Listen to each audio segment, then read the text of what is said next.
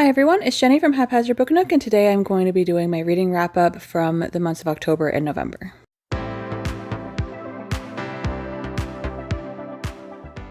Alright, so I ended up having some health issues, and then my family ended up having some health issues. By family, I mean my cat and my husband.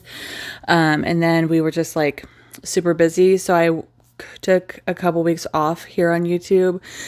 So I did not actually end up doing my October wrap up, so I'm going to be doing that here with this one. There are going to be 49 books, so I hope that you are ready to sit down here for a little while and hear me talk about them. So I'm actually just going to go through these in order of ratings. So I do have 2 books that are not rated, and then I will go into least rated to highest rated.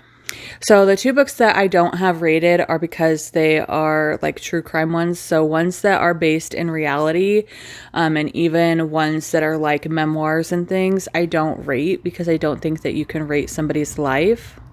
And I also don't think that you should rate true crime. So I don't rate these ones, but I did read them. So the first one that I read was The Girl in the Leaves by Robert Scott. So this is a book about a girl who was kidnapped by this guy who's was obsessed with trees and things, and he ended up killing and disposing of her mom's friend, and her brother before kidnapping her and keeping her for a couple days. The reason why it's called The Girl in the Leaves is because in his house he had a bunch of bags of leaves stapled to the walls. He made a bed out of leaves for her to sleep on and things. And it's a story about how she was rescued and how the town all worked together to try to get her back from him. And then the second book that I read that I didn't rate is called In My DNA by Lindsay Wade. So this is a book about a woman who ended up being a detective in the Seattle-Tacoma area, and all of the different serial unalivers and things that were around that she helped investigate. And she did a lot in the SVU sort of departments, and so it talks about how she felt like she really made a difference in things because she helped get justice for a lot of women and kids and things. So both of these were really good, but again, I just feel weird rating people's lives, so I'm not rating either of these, but they were pretty good. All right, and then the next one is my 1-star, which is actually kind of a funny story. So it is Leave the World Behind by Ramen Alum. So this book, I was about halfway through it and I realized that it sounded really familiar, and I felt like I'd read it before, and it's because apparently I had. It was that forgettable to me that I ended up listening to it again. I was not a fan. I did not like the writing. I don't know. If you're interested in it, just watch the movie, to be completely honest. I feel like they did better. So, and then that book is just about a little family that ends up staying in an Airbnb, and then the owners come by and they have to decide if they can trust them or not because the power grid has gone down and things. And it's just about the little family and then the 2 people who own the house trying to figure out how to coexist. All right, after that, I have 2 2-stars. So the first one is Horror Movie by Paul Tremblay. I am not a huge Paul Tremblay fan, so I kind of knew going into this that I wasn't going to like it, but you will see in some of the other books I was doing, all the different horror movie books that had come out here in the last couple of years. So I wanted to give it a go just so that it was, it had a chance. I did not like it. I honestly don't remember the majority of the stuff that happens. So it's about making a horror movie. Other than that, it's blocked out of my mind. That's why I gave it a 2-star, because 2-stars are ones that I just don't really care about. 1-stars are ones I really don't like. 2-stars are ones that I just don't care about. So that's why that's there. And then the other book, which was kind of a disappointment, was the Love and Horror Book Club pick for November, which is Mayfly by CJ Leede. I honestly would have DNF'd this book if we hadn't been reading it for the book club, because I just didn't like it from the beginning. I liked the last 5 pages. Other than that, I could not I could have lived without reading any of it, honestly. All right, and then I'm going to do the 5 3-star books that I read in November and October. So 3-star books, I feel like I need to adjust my ratings a little bit, honestly, because I have a ton of 4 stars. But 3 stars are ones that are just like, they're okay. Like, I don't see myself really recommending them to people unless it's very specific circumstances. I don't think about them hardly ever sort of books. And then 4 stars are ones that I liked but aren't like all-time favorites. And then 5 stars are like my all-time favorites. So I don't know if I need to adjust it because of how I rank them, because I have so many 4 stars. You'll see when I get to that one. But I'm just going to go ahead and do my 3 stars. So the first one is one that I had actually been looking forward to for a long time, and that is The Shuddering by Anaya Alborn. This was really disappointing to me that it ended up only being a 3-star, but it was just what it was. I was reading a bunch of like winter horror books, and it's set in winter, but it was just kind of slow. I don't know. It could have been a lot shorter, in my opinion. This is about a group of friends who end up going up to a cabin, and like one by one, they just start kind of like getting picked off if they go outside. And there's like these creatures that are like in the shadows of the woods. Next is another one I was really interested in, which is Heads Will Roll by Josh Winning. I was expecting this to also be one that I was like excited to read, but I ended up actually reading this over 3 months. I actually started this in September because I had an arc, and then tried reading more of it in October, and then finally ended up finishing up towards the end of November. It was just kind of like slow. Once I put it down, I just didn't want to pick it up and continue reading. So it just made it to where I didn't want to continue. So it ended up only being a 3-star. It is about a group of people who get canceled or just want to like unplug from like social media and the internet. And they go to this camp, and it's another instance of just getting picked off one by one. But in my opinion, it was just okay. The next one is Lucky Charm by Anne Marie Meyer. This is a book that you can tell is inspired by Taylor Swift and is it Jason Kelce? No. Travis Kelce. Jason's the brother.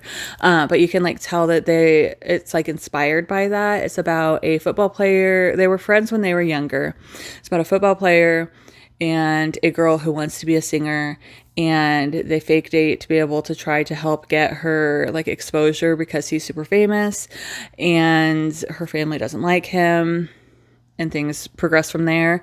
It was just okay. Like, I read another Anne Marie Meyer one I'll talk to later that was better. This one was just, you could, like, all romances, right? You can tell where they're going to go. But, like, I don't know. This one was just, the little twists and things I feel weren't twisty at all. So it was just okay for me as well. The next one that I read is a graphic novel called Pumpkinheads by Rainbow Rowell. This one, again, is just okay. It is about a group, a duo of friends, like a boy and a girl. They're friends. They work at a pumpkin patch / haunted maze sort of thing during the fall, and it's like their last one before they go to college. And the girl is like, oh, you've liked this girl for so long, let's go track her down so that you can like meet her and talk to her. And it's basically the entire night they're trying to track their friends down. They're trying to like get all like, or the one girl down, and they're trying to like eat all the snacks and things since it's the last night of the last time that they're going to be like working there.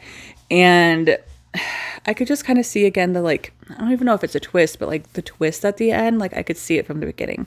I did think it was funny throughout it. There's like a ram that's running around, and the girl's trying to get like all the snacks, but the snacks just keep like getting stolen from her from this like little kid. It's pretty funny, but overall, I mean, it was cute. It was okay. All right, and then my last 3-star is The Jersey Devil by Hunter Shea.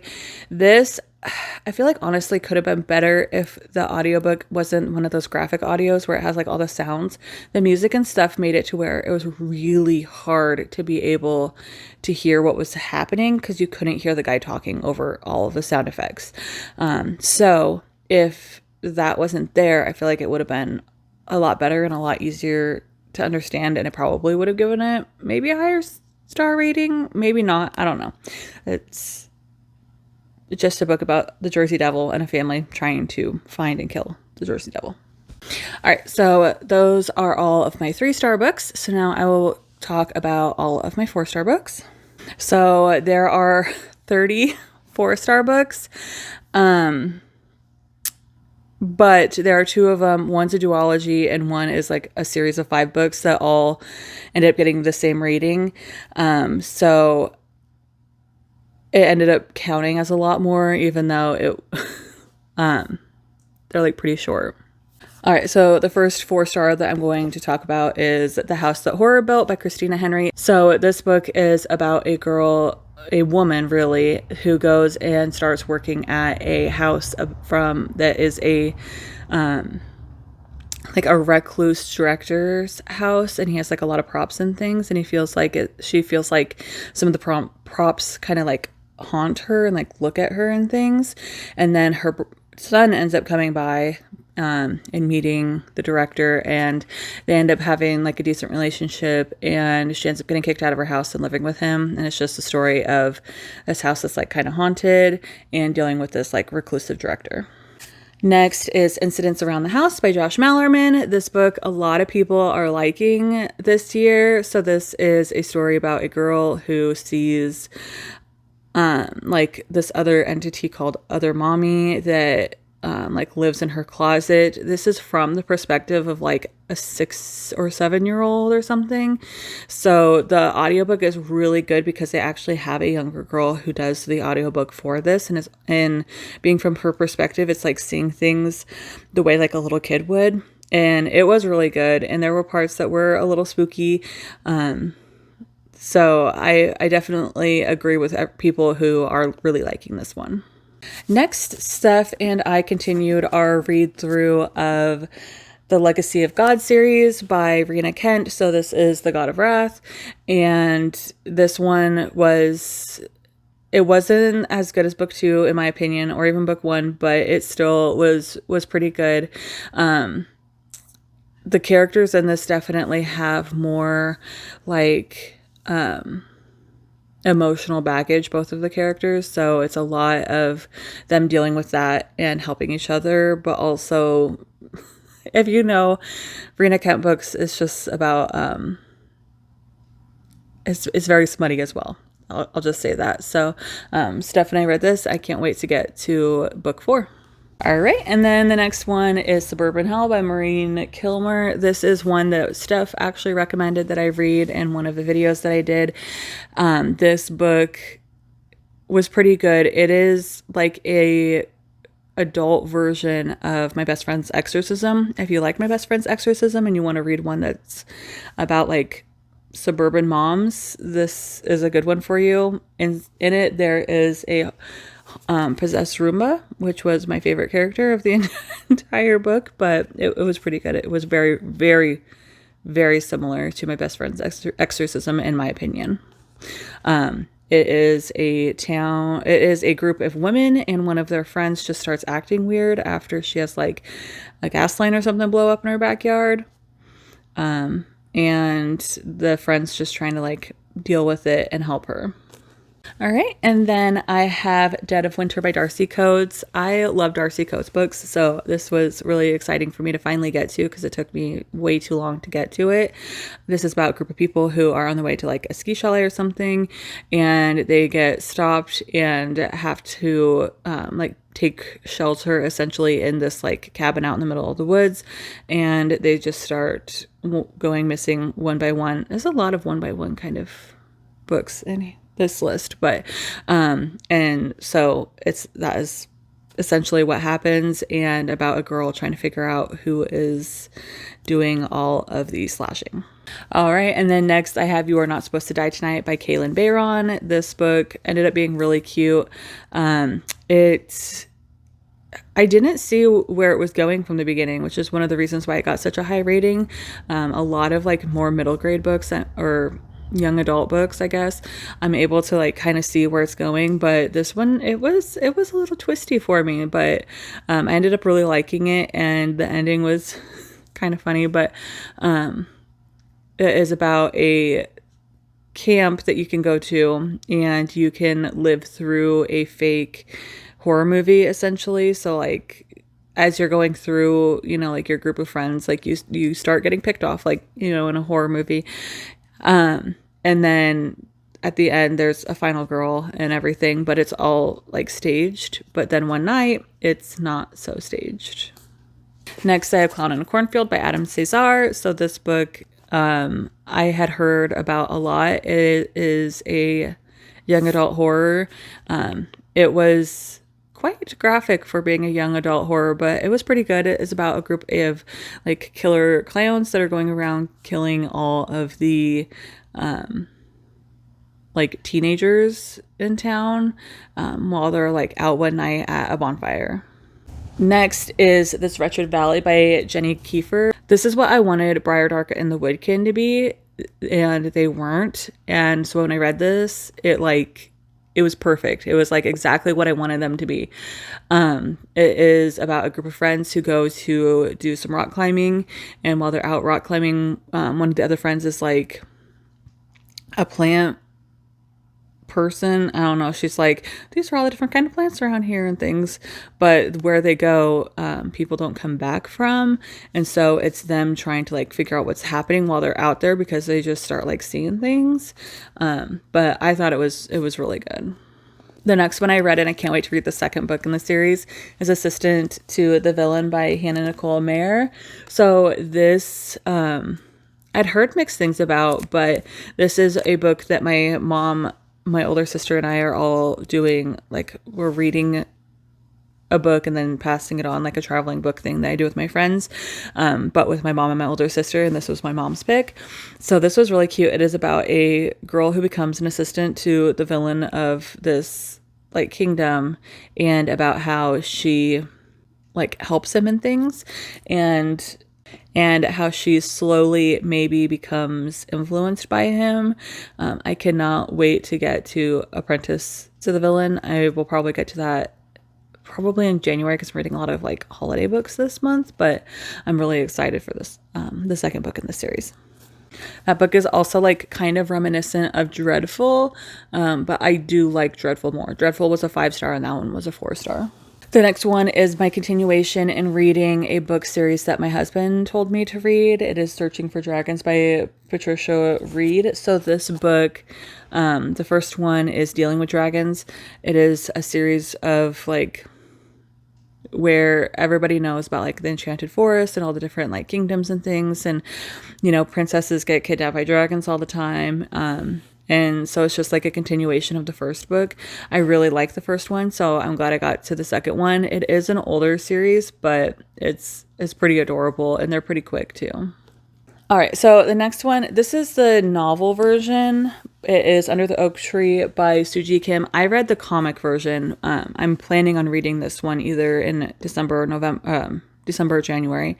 But I did read the comic version through Libby, and I had actually read it as it was like coming out, and where the first volume ends is like as far as I had gotten when I was reading it online. So it's kind of funny because I am just stuck kind of in the same place where I was before. So I'm excited for the next volume to come out, and I'm interested to see what different details and things that we will get with the novel version of the book. All right, the next are two books in the same series. It is Garlic and the Vampire and Garlic and the Witch. I think that's actually reverse, Garlic and the Witch and then Garlic and the Vampire. These are both by Brie Paulson. They were super cute. It is about a sentient little bulb of garlic that is alive to help a witch because she basically like doesn't have time to garden, and so she like brings a whole bunch of vegetables to life, and it is about the garlic helping her, and going and talking to the vampire up in the castle, and just it's just super adorable. I love the little garlic. She was just super cute. The next one is a middle grade called Lenny and the Ghosts by Frank Maria Reifenberg. This book is super adorable. It is about a young boy who ends up going, his family, his mom and dad want to go and like study something in South America or Africa or something. It's somewhere in the jungle. And so because they want to go do that, they want to put him in a boarding school. So he goes to this boarding school that they end up finding out is for ghosts. And so he's trying to not let them find out that he's a ghost, and also like help them at the same time because their school is like in trouble of getting torn down. All right. And then I read a series of novellas by Ruby Dixon, the Ice Planet Honeymoon series of novellas. They were really adorable. I don't really remember a lot about them other than they were cute. I do plan on continuing the series. I didn't really read much this past month, or 2 months rather, but I'll probably continue that on in the next few months. Next is Love and Other Conspiracies by Mallory Marlowe. Anybody who knows me knows that I love conspiracy theories and cryptids and things. So this was super adorable little romance about a cryptozoologist and somebody who is trying to come up with like her own show for her channel or whatever you want to call it. So she finds him and she's like, hey, let's do this. And then the boss is basically like, well, you should be in there too. And so like, it's the two of them like going and hunting different like cryptids and stuff. And then the next two is Little White Lies and Deadly Little Scandals, both by Jennifer Lynn Barnes. This is, I don't know if it's a series. It's at least a duology. They're like connected, but it is about a girl who, her mom basically like ran away because she ended up being a pregnant teen. And the grandma ends up going and is like, hey, I'll pay for your college if you come back and be a debutante. And so she agrees to go. And while she's there, she just ends up in like the middle of like different mysteries and things. It's really adorable. I do kind of hope that there's another one. I'll have to look into that and see, but I actually really like Jennifer Lynn Barnes' writing. This was one where I had to find a book by an author with the same first name, and so my name is Jennifer, so obviously. So all right, next is going to be Under the Surface by Diane Urban. This book was great, honestly. It is about a group of 3 girls who, maybe there's 4, but they end up meeting up with this guy and going into the Paris catacombs for a party while they are on a school trip to Paris. And when they get down there, one of them gets injured, and then they end up getting separated, and people start chasing them, and then they're in the catacombs. So they end up seeing like a bunch of like, obviously like bones and things, but like they start smelling weird things. They end up getting stuck where there's like a flooded area. It ended up being really good. I really did like this one. And then I ended up reading 3 different books by William R. Forstchen. So the first ones was 1 Second After and 1 Year Later. These are like post-apocalyptic ones. Like basically an EMP happens. I love apocalyptic books. I love zombie books. I love post-apocalyptic ones, like winter apocalyptic ones. Anyway, and so it's basically a town trying to fortify themselves and survive and keep out people who are trying to like take their supplies. And then a year later, them trying to get help. But then when help arrives, they're trying to take like all the kids away. It ended up being really good. I will say 1 second later, there is, well, really in both of them, like there is animal death, but it's like a lot of it is because they're like having to eat like livestock and stuff. But then there is a dog. I will just say that. So you can go into it knowing that so that you're not taken aback like I was, because I started bawling.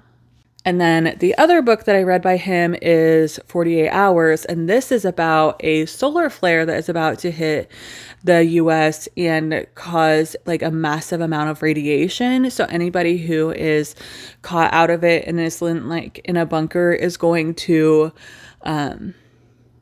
basically they're all going to like die off. So it's going to be a very small amount of people who are going to be able to keep living. And you get two perspectives. One is from a couple who are trying to get a bunch of children into a bunker because they feel like children should be protected first. And then the other perspective is a guy who discovered the solar flare or knows a lot about it or something. Anyway, and he has to like, and he ended up going with the president to the he ended up going to the White House to talk to the president. And basically like keeping him up to date on everything. And so you get the two perspectives of everything that's happening in this like 48-hour period.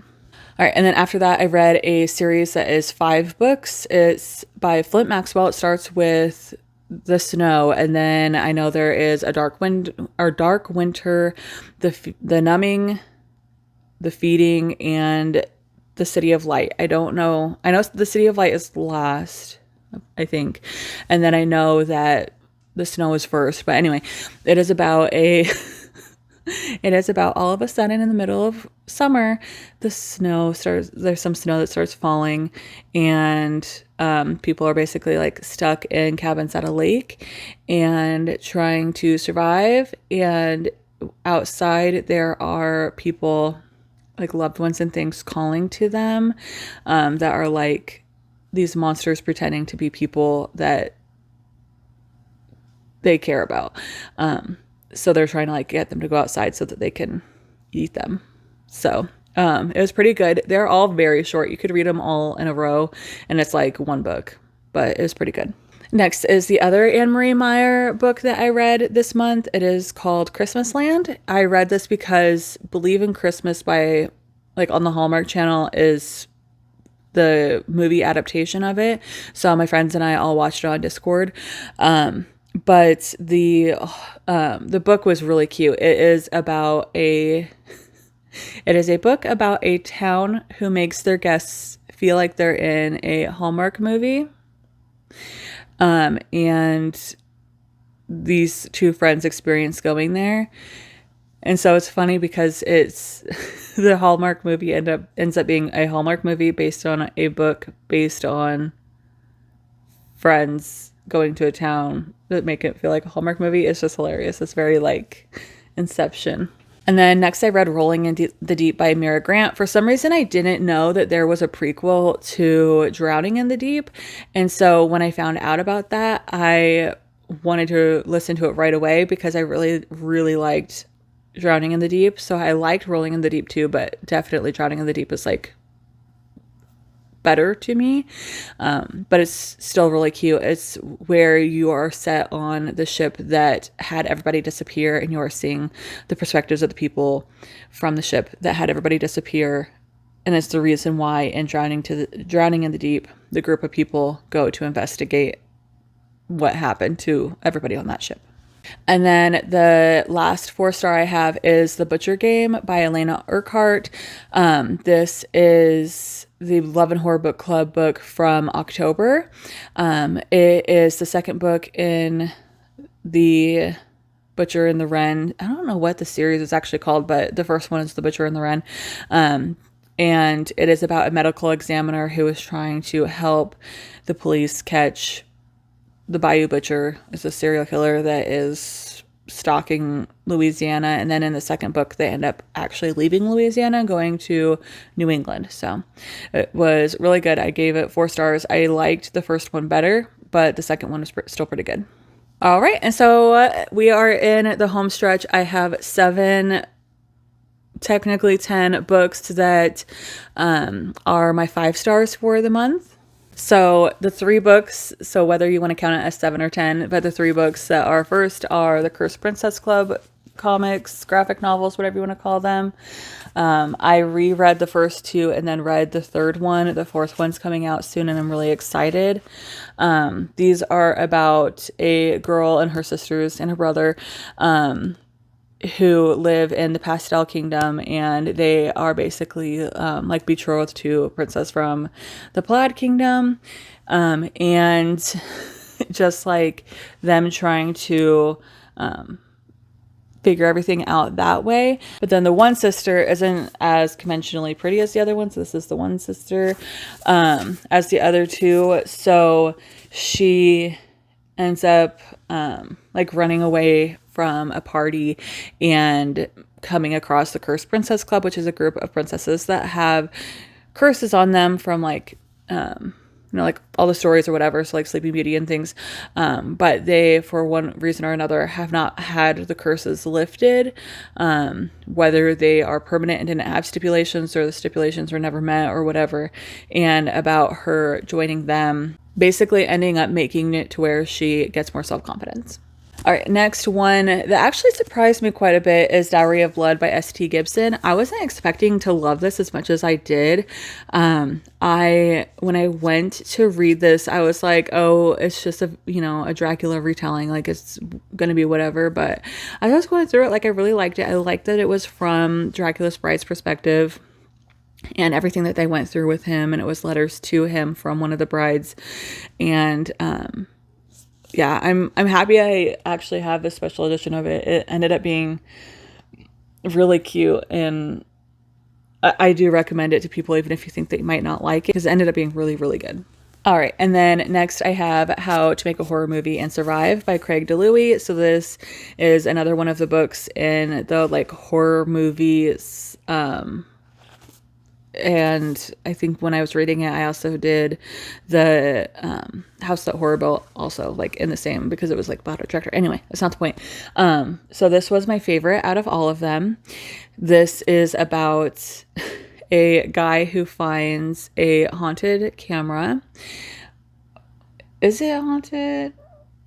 Yeah, kind of it's haunted, but it basically like controls him and makes him want to like film horror movies, and anything that it films becomes real.